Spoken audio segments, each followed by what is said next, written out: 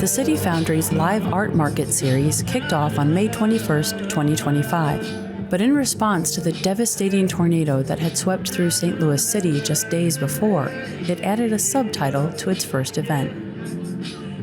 We haven't seen this kind of impact of a tornado in the city for a long time. And normally we see it in outskirts, that kind of thing. It's traumatic wherever it happens.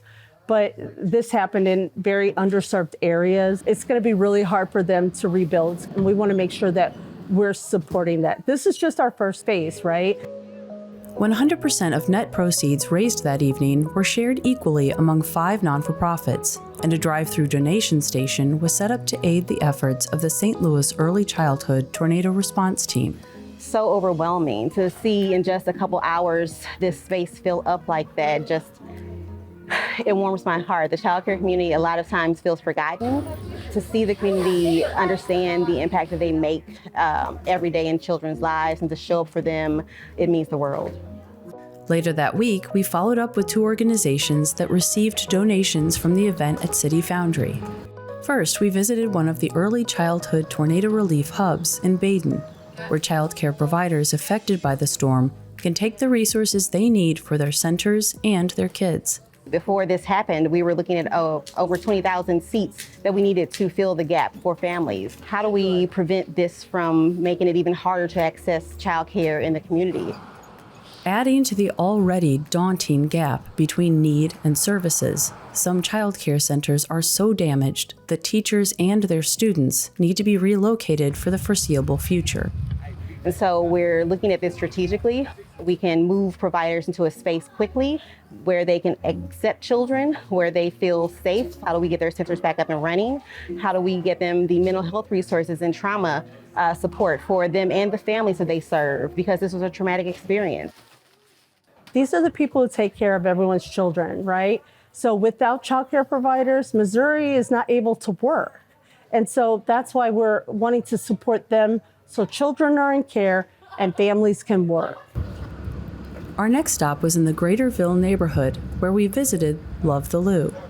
Executive Director Lucas Rugley and key leader Jalen Conway showed us around the organization that sits in the neighborhood that they have both called home. Love the Lou has been providing youth mentorship, practical resources, and more in North City since 2009. 3 years ago, they moved to their current building on North Taylor and into the path of May 16th's tornado. Ripped our roof off, completely off, ripped our neighbor's roof off. And just a few blocks down, the devastation was even worse. When the tornado hit, one of the first things we were able to do was to call all of our persons of peace, which are just anchors here in North City, ask what they need, and then they immediately told us what their neighbors needed.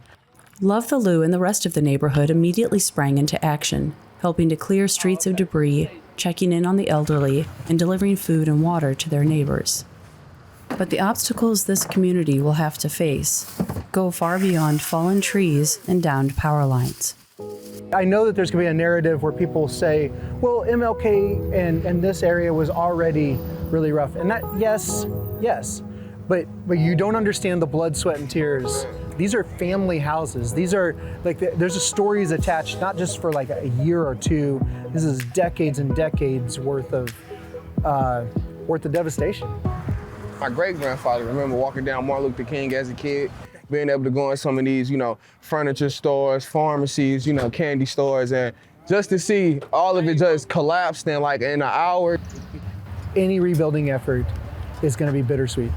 For as much as we want to celebrate, unity and people coming together and the goodwill, we're also just recognizing that and just kind of mourning what has been lost. Love the Lou put a tarp on its roof and became a volunteer and resource hub, coordinating donations, deliveries, and cleanup efforts. Canned goods, snacks, food, diapers, hygiene stuff, so it's just a little bit, show you an example of, this is what we do.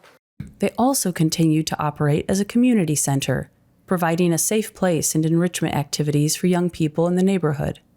Students who had signed up for a new course in geospatial mapping decided to create something to help with the relief efforts.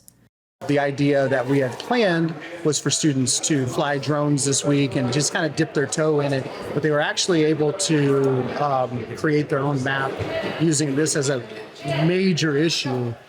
The students created the app to track not only which houses still needed care packages, but also to store data for future restoration projects.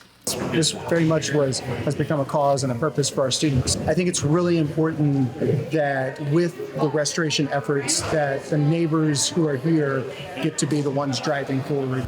We are going to be consistent with, building our community up, helping our community, and just, restoring, the great things that are here in North St. Louis. So, it's a little rough right now, but things will get better.